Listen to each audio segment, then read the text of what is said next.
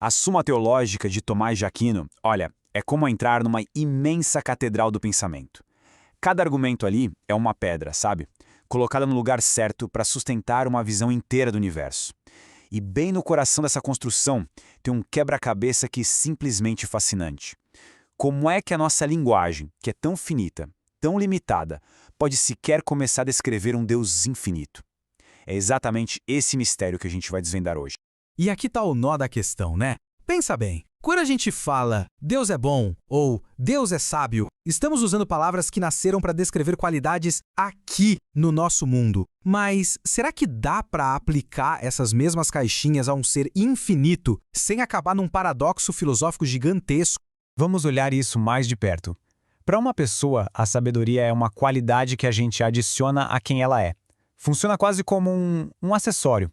Isso quer dizer que a pessoa é composta de partes, ela mesma mais a sua sabedoria, certo? Mas se a gente aplicar isso a Deus, estaremos dizendo que ele é feito de partes?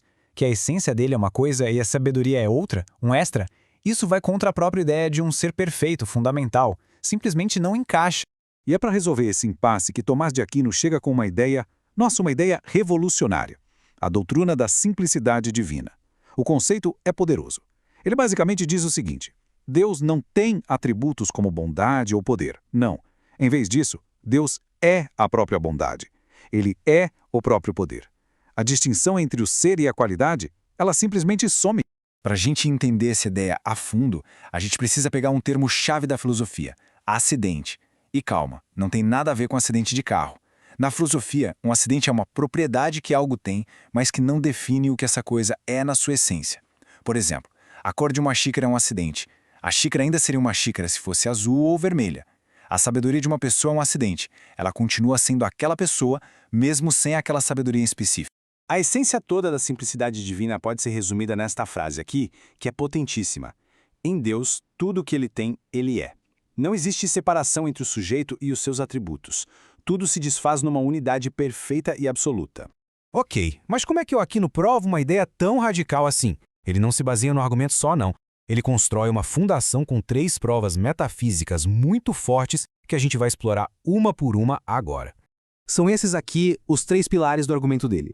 O primeiro foca na ideia de que Deus é perfeição pura, sem nenhum potencial para melhorar. O segundo, na ideia de que a própria essência de Deus é o ato de existir. E o terceiro, na sua posição como a causa primeira de absolutamente tudo. Cada prova ataca o problema por um ângulo diferente, mas todas elas levam à mesma conclusão. É logicamente impossível que existam acidentes em Deus. Vamos para o primeiro pilar. Pensa assim: um acidente realiza um potencial. Uma pessoa tem o potencial para ser sábia antes de se tornar sábia de fato. Mas o argumento de Aquino é que Deus é ato puro, ou seja, pura realidade sem nenhum pingo de potencial não realizado. Ele já é a plenitude total. Sendo assim, não pode existir nada que venha de fora para atualizá-lo ou completá-lo. Esse segundo argumento vai direto ao coração do pensamento de Aquino. Para ele, Deus não é só um ser que, por acaso, existe. Não. A própria essência de Deus é existir. Ele é o que Aquino chama de o próprio ser subsistente. Se isso é verdade, não tem como adicionar qualquer coisa a ele. Seria como tentar adicionar mais fogo à própria fonte do fogo. Simplesmente não faz sentido. E o terceiro pilar nos leva para a cosmologia. Qualquer coisa que é feita de partes, tipo uma substância e seus acidentes, precisa de algo ou alguém que tenha juntado essas partes. Um relojoeiro monta um relógio, certo? Mas Deus é a causa primeira, a origem de tudo, sem ter uma causa anterior.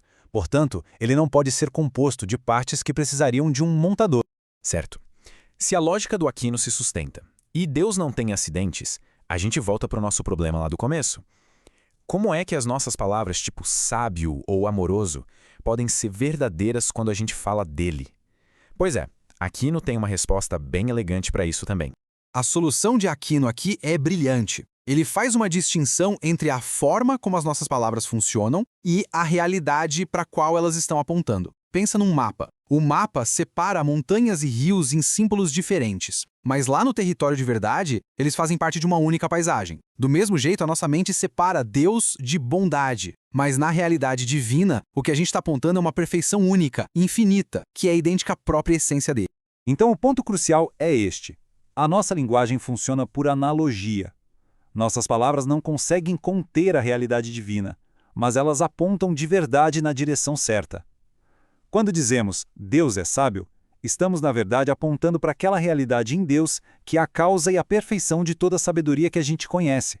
Uma realidade que é, no fim das contas, a própria essência dele. Agora vem a objeção mais forte. A fé cristã fala de Pai, Filho e Espírito Santo.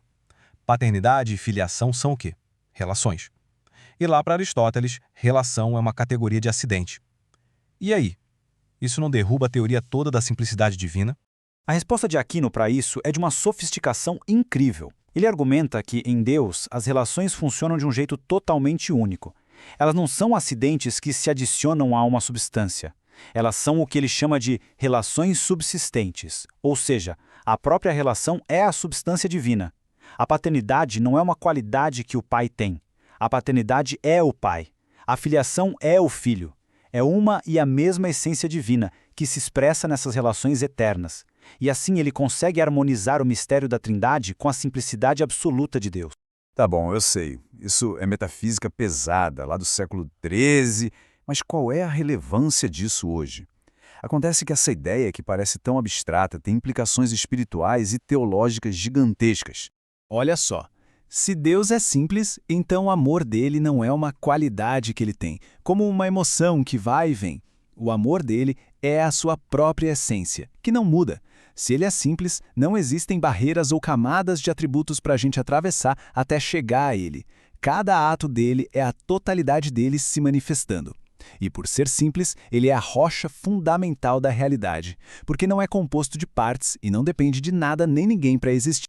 E essa lógica toda se mostra super consistente na obra inteira do Aquino. Lá na parte 1 da Suma, ele estabelece a simplicidade absoluta de Deus. E muito depois, na parte 3, quando vai discutir Cristo, ele usa essa mesmíssima lógica para argumentar que a união entre as naturezas divina e humana não pode ser acidental. A simplicidade de Deus, portanto, não é só uma ideia abstrata. Ela se torna a guardiã da profundidade do mistério da encarnação. E isso tudo nos deixa com uma pergunta final. A ideia de um Deus simples o transforma numa entidade fria, distante, abstrata, como alguns críticos dizem? Ou será que, como Aquino defenderia, essa simplicidade é justamente o que faz dele a fonte infinita, imutável e superabundante de toda a vida, de toda a bondade e de todo o ser que existe, a fundação inabalável de absolutamente tudo?